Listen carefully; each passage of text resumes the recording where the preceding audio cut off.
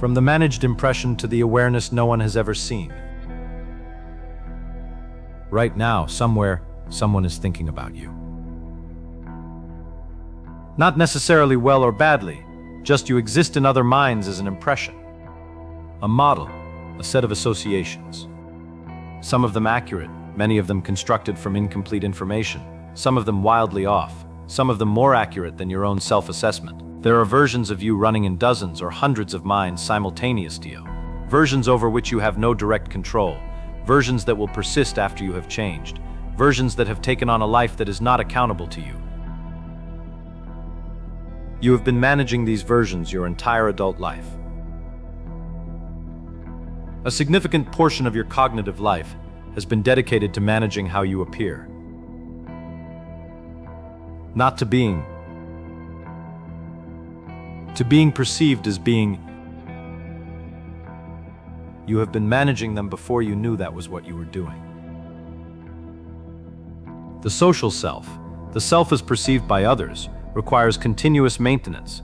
Every public act is simultaneously a performance and a reputation event. The email is managed. The social media post is edited. The story you tell at the dinner party is a curated selection. The face you wear in professional contexts is calibrated. The emotional register you use with different audiences is adjusted. This is not hypocrisy.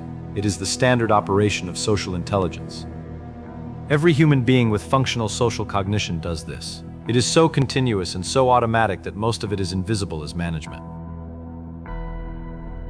The cost. A significant portion of mental resources is dedicated, at all times, to the maintenance of the public self. Not to being. To being perceived. The trap is not that you care what people think. The trap is that the part of you doing the managing has come to feel like the self. The managed impression has become the reference point. The public self, carefully constructed and continuously maintained, has become the thing you are trying to protect when you feel exposed or criticized or misrepresented. You are defending something that is not you against distortions being applied to something that is not you in minds that contain something that is not you. The one that is you has never appeared in any of these transactions. A model of you, running in other minds, is being defended as if it were you. You are spending real attention, real energy, real anxiety, defending something that is not you, against distortions that are being applied to something that is not you, in minds that contain something that is not you. And the one that is you has never appeared in any of these transactions. No one has ever seen it. It has no reputation. Stop managing. Be transparent, unperform, fully visible. The social consequences are immediate and real. The social environment was calibrated to the performance. Removing the performance without replacing it produces confusion. Withdrawal of the responses the performance was designed to secure. You cannot simply stop managing and have everything be fine. Manage more skillfully. Become more aware of the managing so it is less consuming.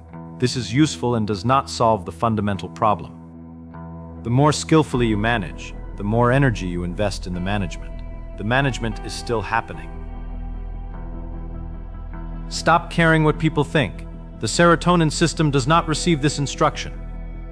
The social monitoring runs below the level of the decision not to care. You can decide not to care and still feel the cortisol of social evaluation. 3 exits, 3 sealed doors.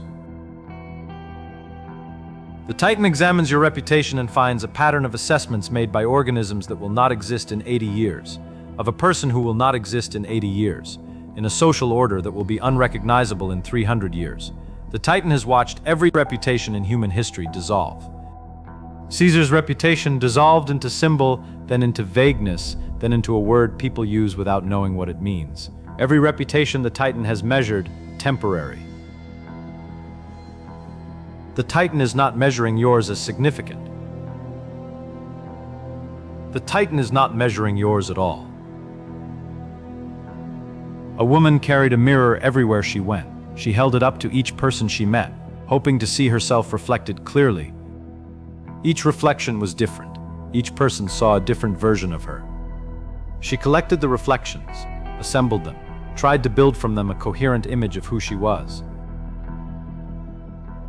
The collection grew heavy. The mirrors were contradictory. She sat down in exhaustion and let the mirrors fall. In the dark, with no reflection, she was still there. She had always been the one holding the mirrors, not the image in them. Abhinavagupta, in the Bhairava Stotra, Bhairava, the fearless one, is what remains when all the faces have been laid down, not the face of capability, or the face of kindness, or the face of professional competence, or the face of the good person. What looks out from behind all of them. The awareness that manages the reputation is not the reputation. The awareness that watches the managed impression being managed, that knows the performance is a performance, that knows the face is a face, is not behind any of the faces. It is what the faces are appearing in.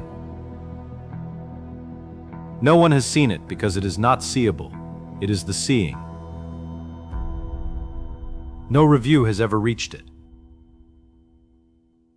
No opinion has ever touched it. No one has ever seen it,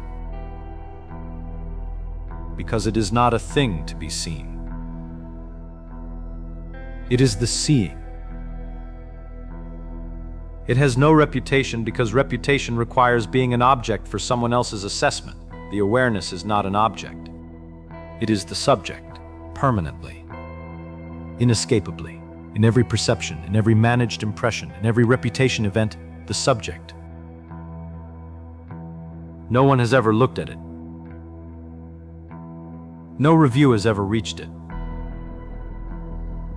No opinion has ever touched it. The reputation economy continues. The economist is not in the economy.